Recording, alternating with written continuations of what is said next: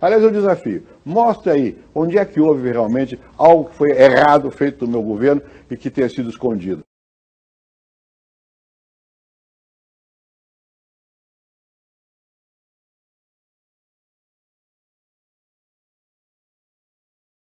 Uma reportagem muito grande sobre o governo Fernando Henrique, com provas cabais sobre a compra de votos a favor da emenda da reeleição do presidente Fernando Henrique, que fui eu que fiz. Então essa história é muito fascinante. Foi uma reportagem que a Folha fez, durou uns 45 dias, mas ela nunca foi muito bem acompanhada, vamos dizer assim, pela mídia em geral. 2 deputados confessaram em áudio terem recebido R$200 mil em dinheiro para votar a favor da emenda da reeleição que foi aprovada em 1997 e permitiu que no Brasil pudessem ser realizadas eleições presidenciais nas quais o presidente incumbente, que estava no cargo, concorresse a mais um mandato, ou seja, a reeleição. Havia um grande operador político de Fernando Henrique Cardoso chamado Sérgio Mota, que falava que o PSDB precisava ficar 20 anos no poder.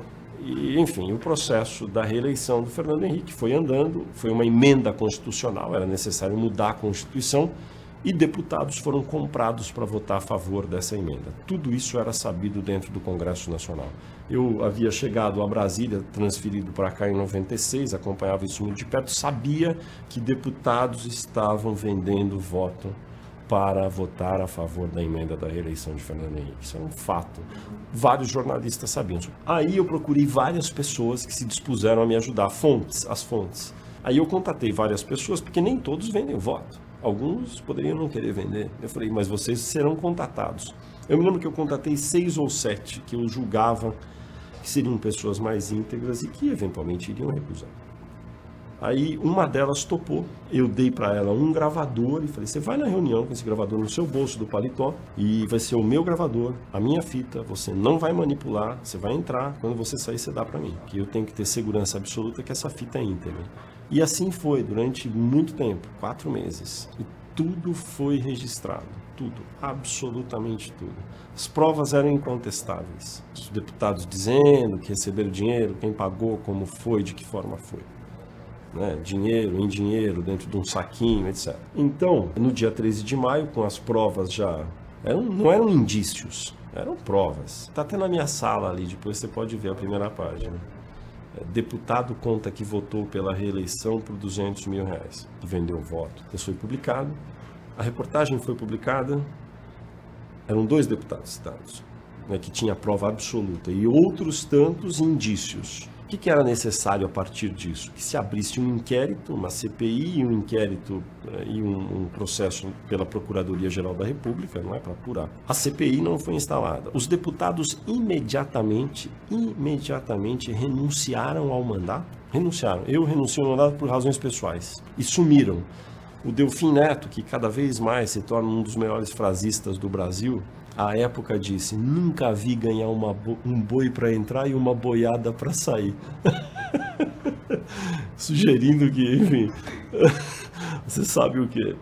Os deputados sumiram, a iniciativa da oposição à época de instalar uma CPI foi abafada. 2 nomes, em menos de um mês que a CPI foi abafada, foram indicados ministros, 2 ministros novos do PMDB. O Iris Rezende, de Goiás, virou ministro da Justiça. Eliseu Padilha, do PMDB do Rio Grande do Sul, foi nomeado ministro dos Transportes. O PMDB, em peso, en masse, se recusou a aderir à investigação. Não houve investigação. O Procurador-Geral da República à época chamava-se Geraldo Brindeiro, havia sido conduzido várias vezes pelo então presidente Fernando Henrique, disse que não havia indícios de nada.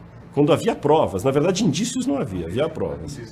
Então o jornal, a Folha de São Paulo, publicou dezenas, não foram algumas, dezenas de páginas e manchetes a respeito desse fato. E os outros jornais? Os outros jornais acompanharam na medida do possível, mas não houve, enfim. E a reeleição, Jânio? Você também acha que tem alguma coisa esquisita ali naquele episódio? Com toda certeza. Ninguém compraria 2 votos? 2? Para que 2 votos? Ou compra uma porção para assegurar o resultado, ou não compra nenhum, compra 2. Esses 2 são aqueles que foram comprovados até por confissão, né? Mas é claro que não foram dois. Eu considero que o episódio da reeleição, da aprovação no Congresso da possibilidade de reeleição é o mais grave do ponto de vista institucional, é o mais grave dos episódios ocorridos a partir da presidência da República desde o fim do regime militar, desde o fim da ditadura, desde a saída do Figueiredo. Eu acho esse episódio gravíssimo, gravíssimo. Esse sim é uma compra atestada, comprovada e confessada. E você Fernando acha... Rodrigues obteve e publicou na Folha a confissão de quem recebeu. E qual foi o comportamento, ao seu ver, da imprensa brasileira nesse episódio da reeleição? Olha, você acha que a imprensa brasileira, Jânio, no governo Fernando Henrique, exerceu o mesmo espírito crítico que a marcou no governo Lula e a marca hoje no governo Dilma? No governo Fernando Henrique, por exemplo, eu me insurgi contra o que me pareceu uma adesão política sob esse disfarce habitual da imprensa brasileira, da independência, da neutralidade, melhor do que independência, da imparcialidade.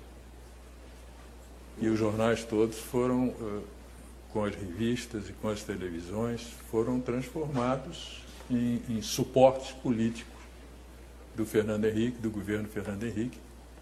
Mas eu me insurgi contra isso e mantive o mesmo tratamento que eu adotaria em situação diferente. Aliás, eu desafio, mostre aí onde é que houve realmente algo que foi errado feito no meu governo e que tenha sido escondido.